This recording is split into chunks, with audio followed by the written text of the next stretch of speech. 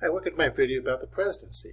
So with this year being primaries and people looking at candidates for president, it's a good time to look at the office of presidency, and in particular, why do we even need a president? Wouldn't life be a whole lot simpler if we didn't have to go through a process of selecting a candidate and all the election every 4 years? Why do we need a presidency at all? What role does the presidency play? And beyond the simple question, of course, of what other specific job description does the presidency have, what overall purpose in the grand scheme of things does the presidency, the office of presidency, hold? And lastly, and just as important, is how does the office of presidency, how is the office of the president designed to protect our liberties? So these are the questions we're going to be discussing. So first, let's go back in time to 1776. So we have the 13 American colonies. They got fed up of the situation in England and kings in general, and they decided to get rid of all earthly kings. So King George or any other king in Europe, out of there, we don't want anything to do with them anymore. Now, I have to emphasize that we are talking about earthly kings. The founders and immediately that generation, very much of a Christian worldview, and saw the ultimate king and lawgiver as being the Savior Jesus Christ. And there's numerous quotes from the founding fathers, founding generation, to the effect that the Savior is ultimately the sovereign and the lawgiver.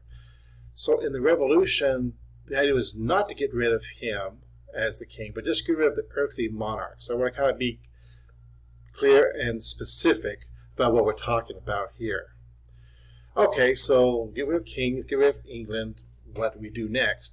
So the first thing they did was to create a union, a Congress, to unite and organize the 13 colonies, now 13 states. And in the first effort, they had the Continental Congress. This is the same people that signed the Declaration of Independence. It was the first Congress used to create a union of states. Later on, the rules were adapted by what was known as the Articles of Confederation, and you get the Congress of the Confederation. Same basic idea. It's a union of states, and it is a Congress. That is basically all it is.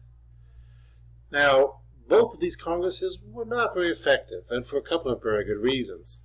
The first is that both these Congresses, the Continental Congress as well as the Congress of the Confederation, as it was organized, had basically no power at all. They could not impose taxes to raise money for the Continental Army. They had to rely on the states to fund the Army and the Congress. They also could not create laws that could be imposed upon any of the states. They can come up with whatever they want to come up with, and the states could basically say, yes, we'll go along with that, or no, forget it, you can't make us. That's really an ineffective way of doing business.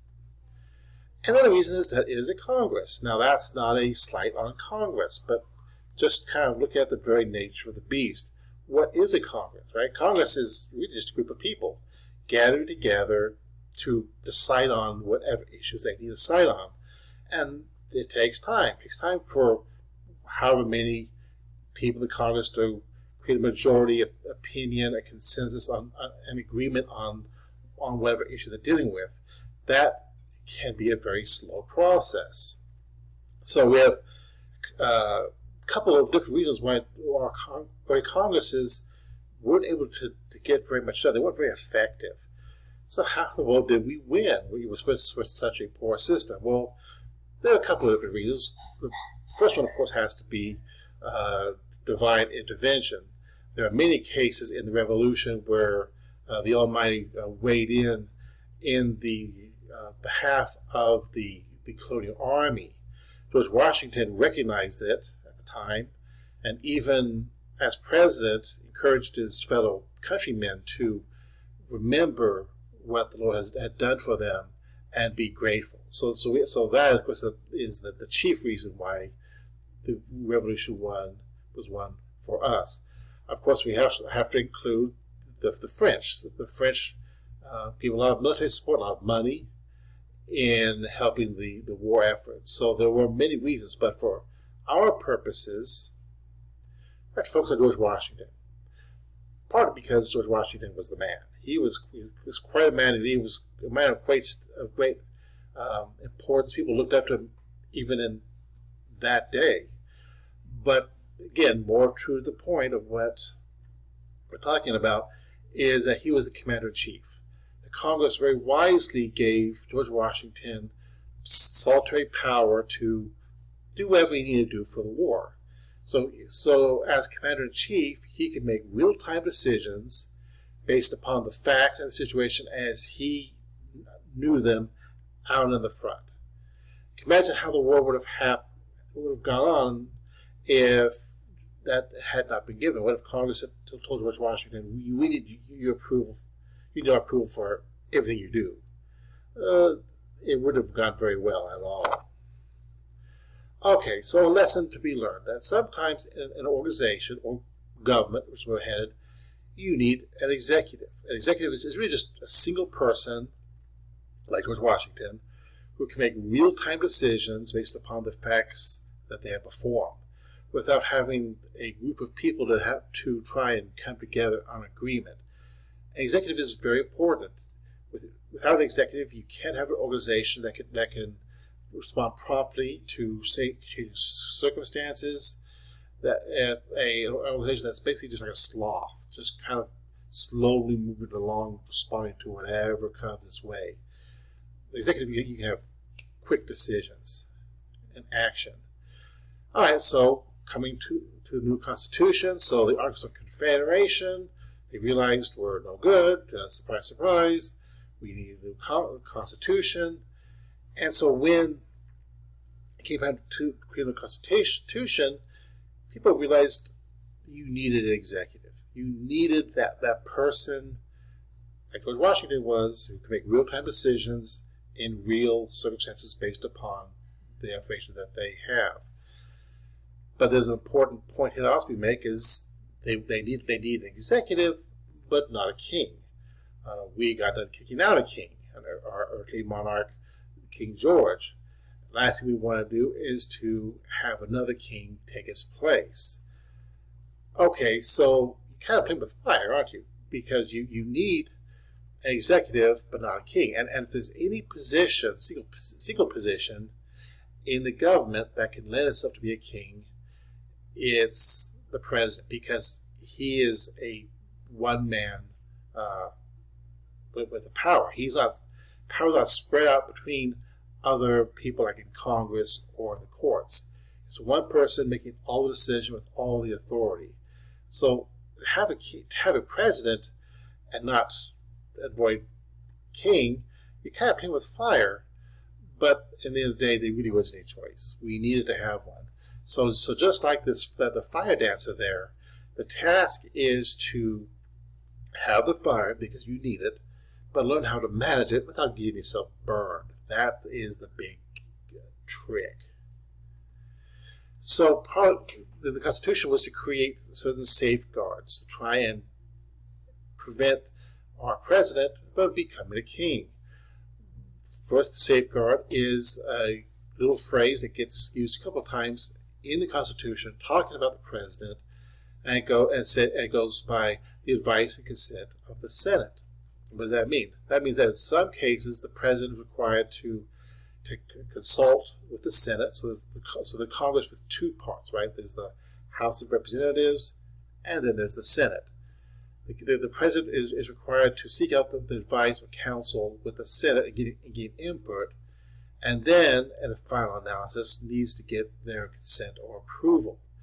So it becomes the Senate's job to kind of watchdog the president, and if they start seeing that he is creating a king or getting too powerful, it's their job to rein them in and hold them back. Now, with modern political parties, political machines, this becomes potentially problematic, because what if the president and the Senate are both controlled by the same political party or political machine? Well, when that happens, the ability of the Senate to watchdog the president, keep him in check, gets kind of limited because they're essentially working together. But nevertheless, the safeguard is still there, the vice consent of the Senate. Second safeguard is the checks and balances. So the United States government has multiple divisions, and each one has its role in keeping the others in check and balance it, for keep it from getting carried away. And that's true of the president, represented by the White House there, as well as the Congress. How does the Congress check the president? Well, we mentioned about the Senate, the vice consent. Congress also has the job of passing laws. And it's up, and if they see that the president is getting a bit too big for their britches, getting a bit too powerful, it's up to Congress to pass legislation to rein him in. And that's particularly true for the House of Representatives, that also has the job of the money. Is in the House of Representatives that all bills regarding taxation and spending is approved. So again, if the House of Representatives sees the president as getting too king-like, they can cut off his money. It's rather difficult to be a king or become a king on a tight budget. And so there's that safeguard, that check, to keep the president in line. The third safeguard is, at the very beginning, and selecting who we want for president. So I have there a picture of George Washington. He was, of course, the first president. But the reason why I have that picture up there is because when people were looking to come up with the office of president, when we were talking about the Constitutional Convention and describing the president and what he should do and so on, as the convention went along, people began to look at George Washington and say, that's the type of person we want for president. So in selecting the president, and creating a way to select the next president, in a way, it's kind of like saying, what's the next George Washington? Who are we going to tap the next George Washington to serve as president? So that was kind of their thought and their mentality. Now, as I just go into talking about the process of selecting the president, I'm going to warn you, it may very well sound a bit different than what it normally looks, and I'll explain more about that later. But the idea in talking about how the process for the selection of president works, it's all about going back to the original Constitutional Convention and more what was the original idea and how it works. And then we'll explain how that ties into what we're more familiar with today. All right, so the process of selecting president gets into the Electoral College, which is a nationwide nominating committee. So again, Constitutional Convention, how do we select the president? There are some people who propose that we have the Congress nominate the next president. But in the end, the very wise decision was made to remove that selection process away from the Washington politicians and break it up and spread it out throughout the country. And so it begins by nominating the president, and it's a nationwide process. Step one, each state elects a certain group of electors.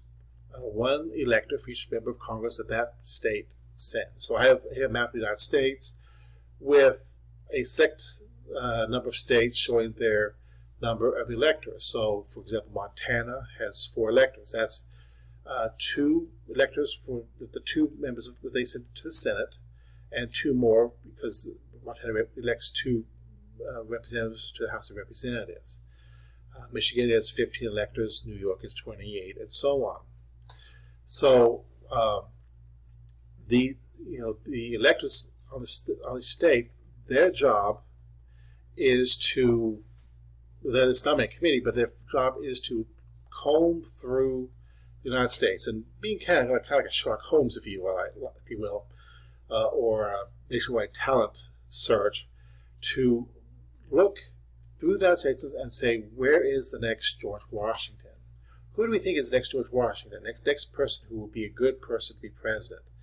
And then that elector nominates, I nominate John Doe for president.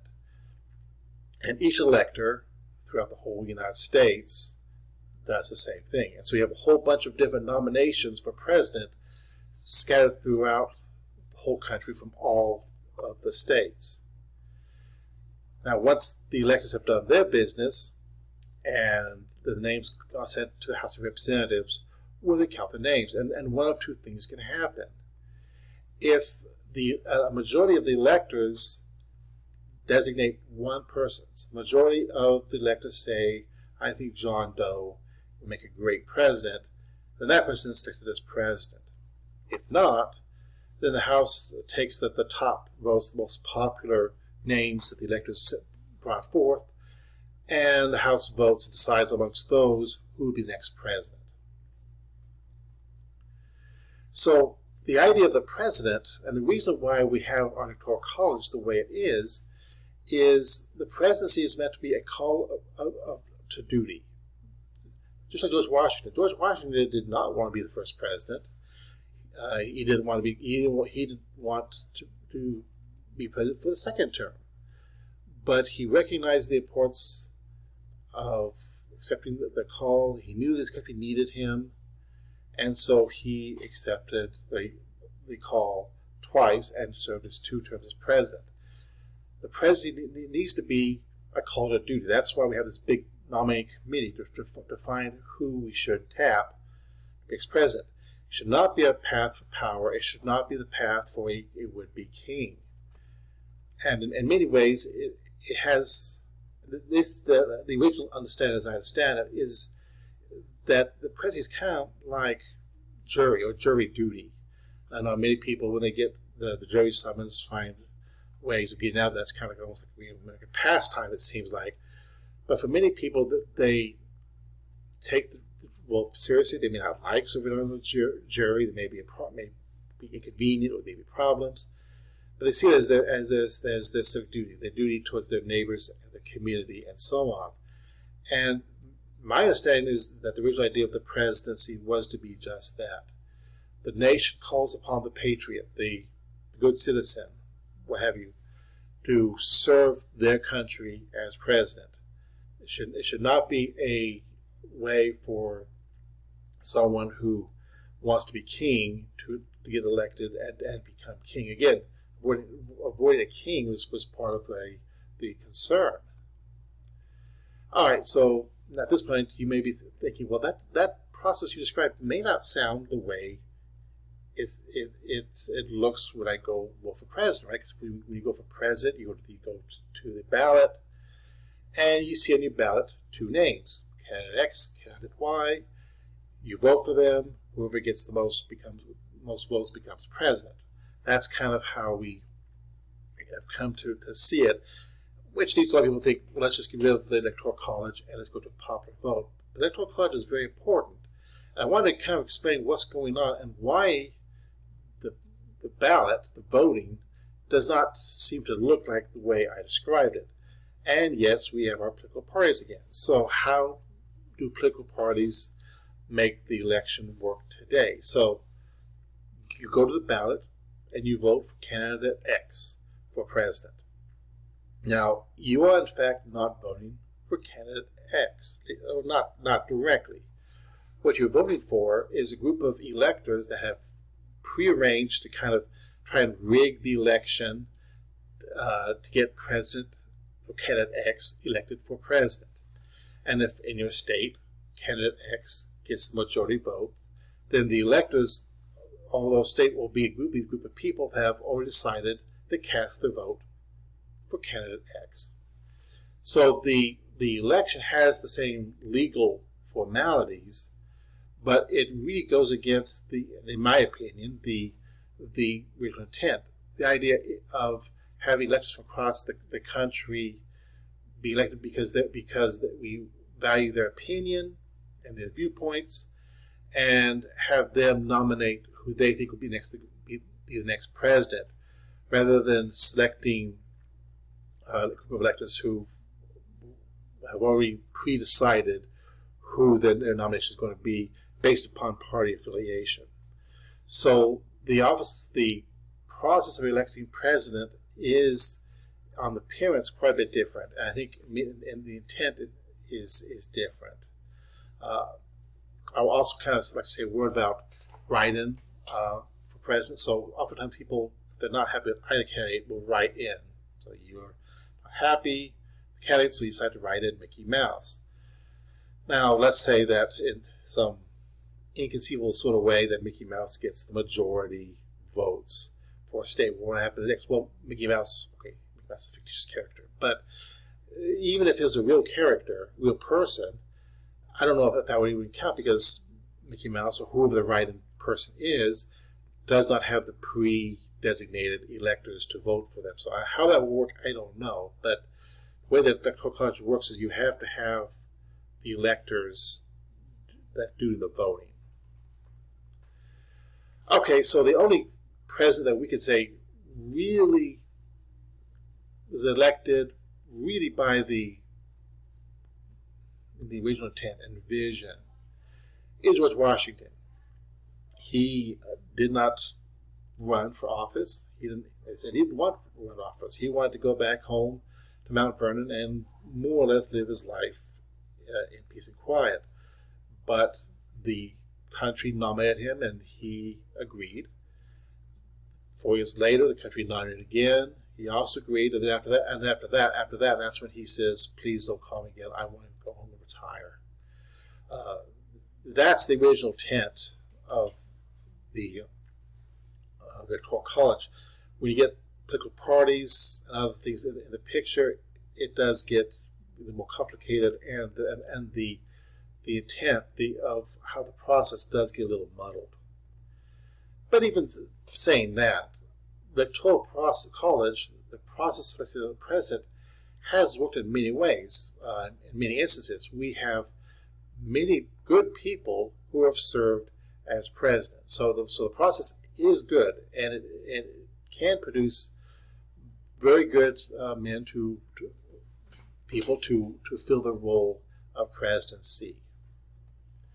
All right, so just kind of quickly, so what does the president do? So we've talked a lot about the why we have a president, what's his overall role, how do we safeguard our liberties with the president and our king in office. So what does the president do?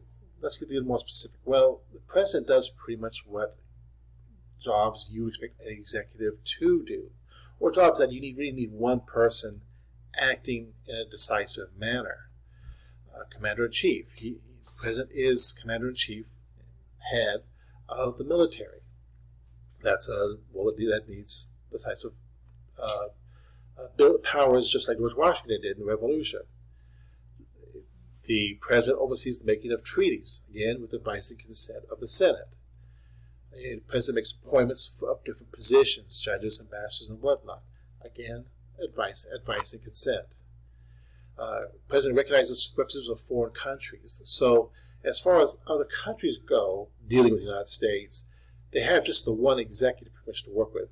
It's one executive that they make treaties with, the one executive that sends, appoints ambassadors to go talk to them, that receives foreign representatives. So as far as foreign affairs are concerned, other nations see basically just one executive, instead of a Congress that has to kind of go through and work its way through every decision.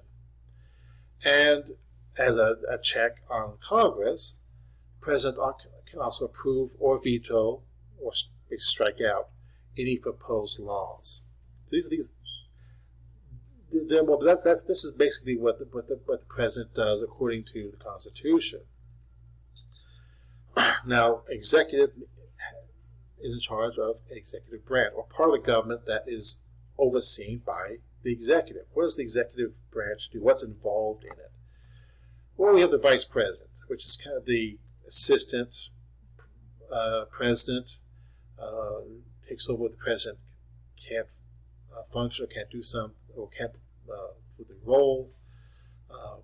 Many vice presidents have found the role actually very frustrating. John Adams, when he was vice president, considered the most worthless job you'd ever imagine. It's one of the small frustrations of the job, but that it's an important job. They're also president of the Senate.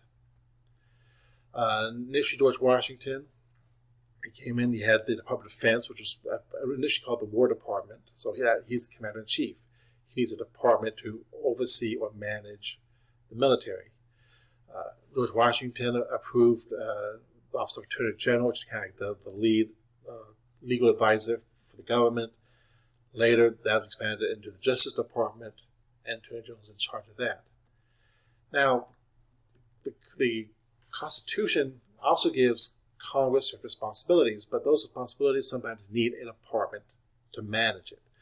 So, through legislation, the Congress has created other branches in other departments in the executive branch to manage their responsibilities. So, for example, Congress has responsibility to manage the territories of the United States, land and properties associated with the government, and so they create the Department of Interior. So it's in the executive branch, the president is overseeing it, but it's an extension of the congressional responsibility. So Congress still has the responsibility. They're just allowing set up so that way the executive can oversee it on a day-to-day basis. Okay, now since the creation of the presidency and the executive office, the presidency has under a whole host of departments and powers, not within the scope of the Constitution by any means. And this cartoon, big old cartoon, called Jack and the Giant Peach. Sorry, it's a movie. Jack and the Giant. It's from the Puck magazine, 1907. It shows a big menacing giant looking like Teddy Roosevelt with a huge club, smiling at a little tiny constitution with a sword. Why it has a sword? Well, there's a couple the small figures there. You can't see the picture behind the Constitution labeled "You and Me." The message being that it is the Constitution that defends you and me from abuses of power. But if you have a presidency who's overstepping those powers, been very powerful, well, the Constitution may be threatened, and by extension, the liberties of you and me. So, kind of wrap up. So, the office of president was never meant to be a king. In fact, it was just the opposite. It meant to carry on the people's business in an effective executive way without being a king. That's why we have the checks and balances. That's why we have the Electoral College and so on.